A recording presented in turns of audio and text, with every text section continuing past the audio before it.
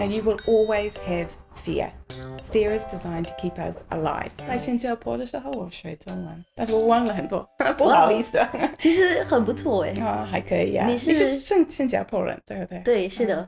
Hey everyone, welcome to the Convo Couch. Hey everyone, welcome to the Convo Couch. Today we've got Gwenda Phillips, Chief Risk Officer in the digital banking space and supporter of the digital business Your Hidden Mind.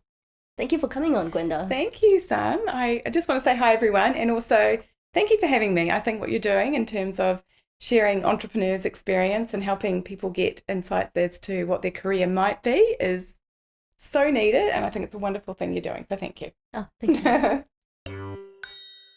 I've got the signal from Peter. So we can go. We can start? Yeah. All right. So I'm the Chief Risk Officer for ANZ in our digital area. And when people think of risk, they sort of go, what does that actually mean? But how I look at it is every single business takes risks. So it's not about trying to avoid taking risk. It's about understanding the risk that you're taking. And that's what we do. We work with the businesses to make sure they truly understand the risk they're taking. Because if you look at all the failures, a lot of the corporate failures through history, one of the things CEOs tend to say is we didn't fully understand the risks we were taking. And so that's what my team and I do. So working in the digital space, what are some of the key risks that you see? It's always, to me, it always comes down to people. And there could be so many different variants of that. And some of the more obvious ones that people sort of spring to mind, they think of cyber attacks, right? That's kind of obvious. We know that's one of the biggest risks that we have today. Pace of technological change. That's another one that everyone kind of thinks of. So there's some really obvious risks that we know about: fraud, money laundering, all of those things can proliferate through digital channels. But the areas that particularly interest me are the ones that people don't always think about, and those are more around your ethical considerations. And should we be using the data this way, not can we? And so that's the question we often ask our businesses: should we versus could we? Because it's a very big difference. We might be allowed to do something by law, but is that actually the right thing to do? And the way the world is moving, it's a question that we need to be constantly coming back and asking ourselves: is this the right thing to do? Just because we can doesn't mean it is. For any organisation, even if you're really, really, really small, it's a really good idea to just sit down with your co-founders or whoever and just kind of go, well, what are our values and what are the principles that we want to stand by when we're using data? And particularly data, because we all know data is the currency of the future. Okay, so you also are part of a small business with your mom and your dad, Your Hidden Mind. And within that small business, what are the values of your small business? So it's mum and dad's business, and I just help them where I can, best I can. Your Hidden Mind is all about helping people get new perspective on how they learnt to see life, and as I was saying to you earlier, more importantly, on how they learnt to fear life.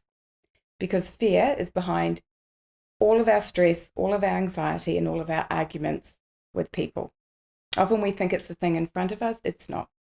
There is a fear that's driving you, and that fear, you learnt it.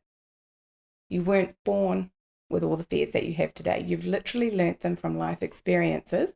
Those experiences are hidden in your mind, and they're still driving you. So one of the key principles that we have for Your Hidden Mind is really, it's really important to us. It's not about quick fixes. It's not about a magic bullet. It's not about just trying to calm yourself down in the moment. It's about helping people to really get to the heart of what is driving their behaviours, what's driving their overreactions, what's driving their fears. And you know what?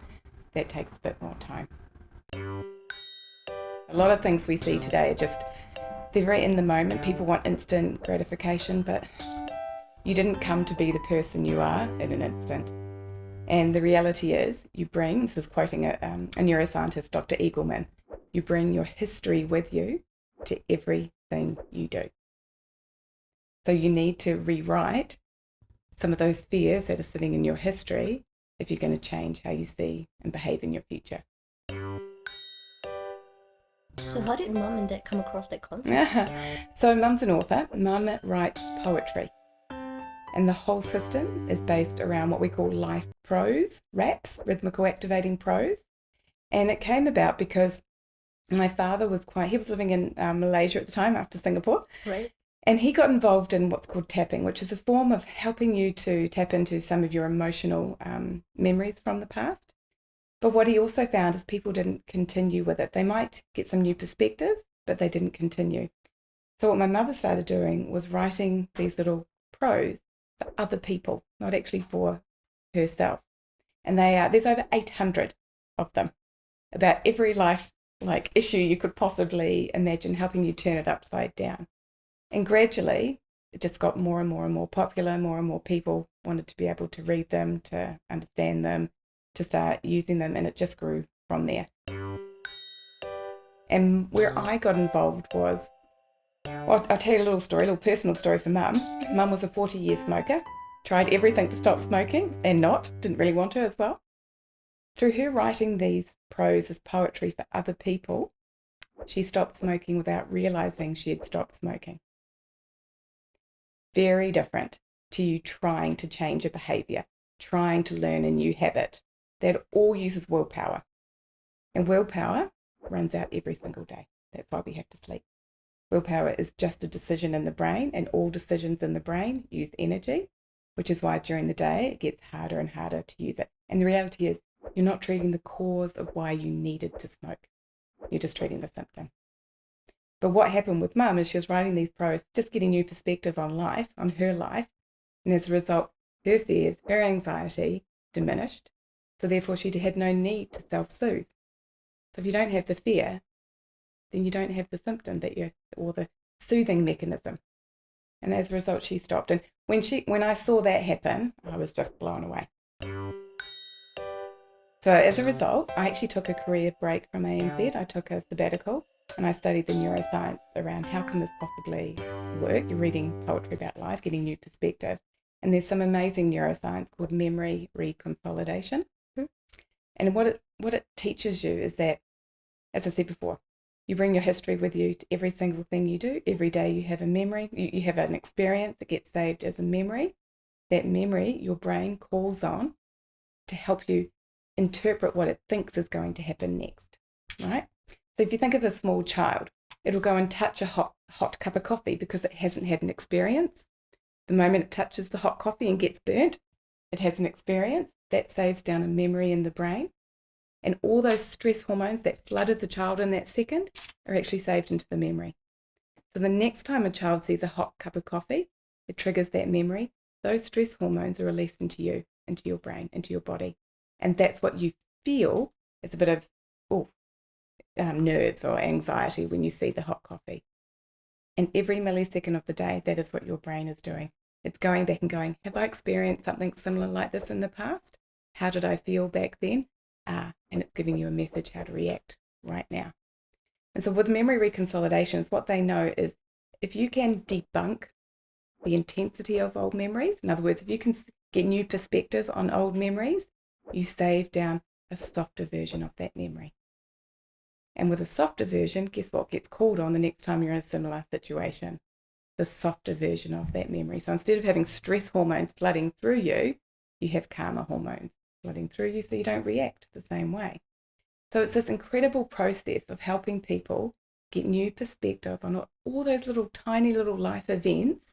When you had no perspective on the world, you were 5 years old, everything felt like the end of the world. You dropped your ice cream, like, oh my goodness, the world's over, right? It helps you to get perspective on all those little life events, and as a result, you don't fear life in the same way today. And so that's what happened. And then I saw that. Saw the neuroscience. It was quite phenomenal. Saw how it was helping people. And I said to Mum and Dad, rather than having it just in book form, why don't you put it online? And that's how the two things came together. It sounds really interesting. So is that the reason why I guess you decided to take a sabbatical to actually study neuroscience a little bit more? Yeah. And what did you find out for yourself during that sabbatical? I think the biggest thing I found out is so many of the things people are doing today are treating the symptom, not the cause. And that's where I'm so passionate about it, because there are things out there which are, they're good, and there's nothing wrong with them. like mindfulness. It's trying to do the right thing. It's trying to help you be calm. That is the most wonderful thing in the world. But until you treat the cause, you will keep being triggered. When you treat the cause, as I said, those feelings of anxiety and desire, they diminish. Now, you will always have fear. Fear is designed to keep us alive, right? And so our system is not about eliminating your fears. It's about reducing the intensity of how you learn to fear. Because life is a happy life is actually a life, sounds a bit boring, that's lived in the middle, not lived at the excesses, right? The extremes of really, really, really high, that's exhausting, or really, really low, right? That can be very, very dangerous for people. So this is what I learned, is just the way so many things are going these days is actually not really helping people uncover and get new perspective on what's driving them. Do you have a personal experience, a story to share in terms of, I guess, reading the I'm a prose, different person. or... I'm a completely different person. Okay. And again, I haven't tried. I did this from let's see if I can build a digital business, and I loved it. But of course, I got just so involved in reading the prose, the poetry myself. And today, if people look at me, they're like, how are you so confident? I love public speaking. I love presenting. I love what you're doing right now. I think it's absolutely fabulous. And people that knew me 10 years ago are like, is she even the same person?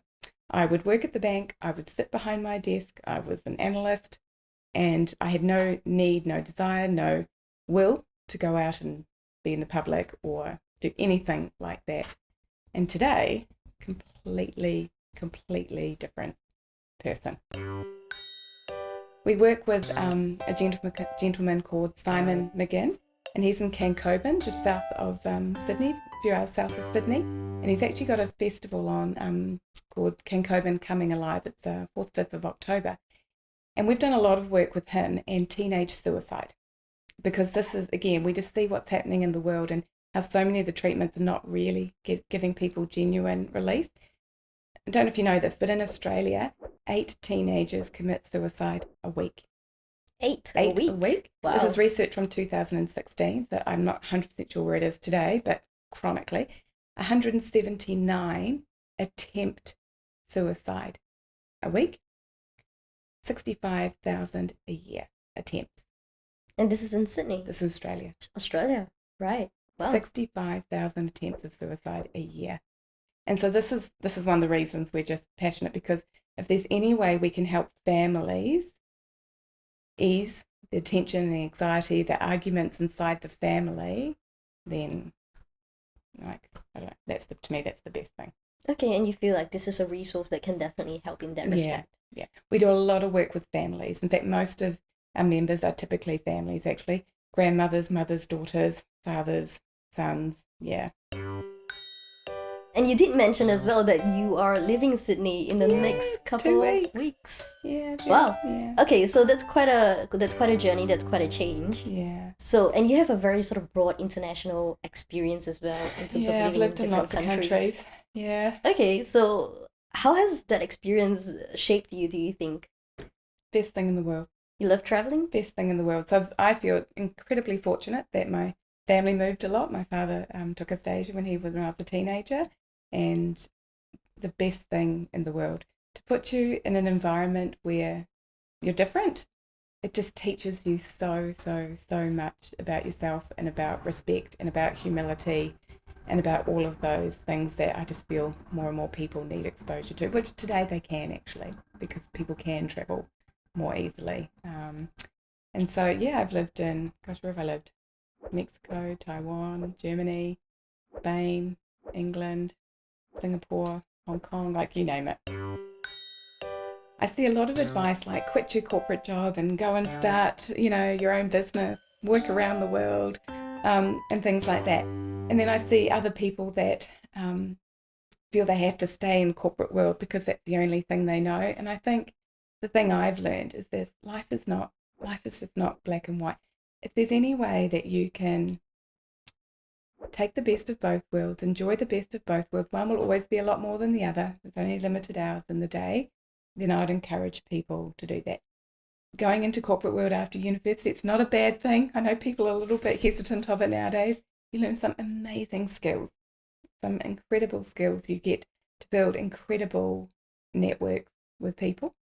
And then vice versa, building up your ideas, building out your dreams, there's nothing more fulfilling. Like for me, getting to help people with their anxiety and fears, nothing more fulfilling. So if you can do a little bit of both, I encourage people to, to give it a go. So you do recommend for the entrepreneurs at heart that they maybe try a little bit, see what they can learn from the corporate world while working out on their idea, and then going off and doing their own thing afterwards. Yeah, exactly. Oh, that's a huge question. We talk about the digitization of the workforce, and it's really interesting actually. Until you really understand what the problem is that you're trying to solve, and that there's a big enough demand from the people that are going to pay, you will lose a lot of money if you just build an app. And this is something I do see quite a lot of. Hey guys, thanks for checking out this episode in a series where we interview business leaders, tech innovators, and startup founders about their business journey, insights, and reflections. If you find value in this, please leave us a comment below, and also like, subscribe, and hit the notification bell. Enjoy!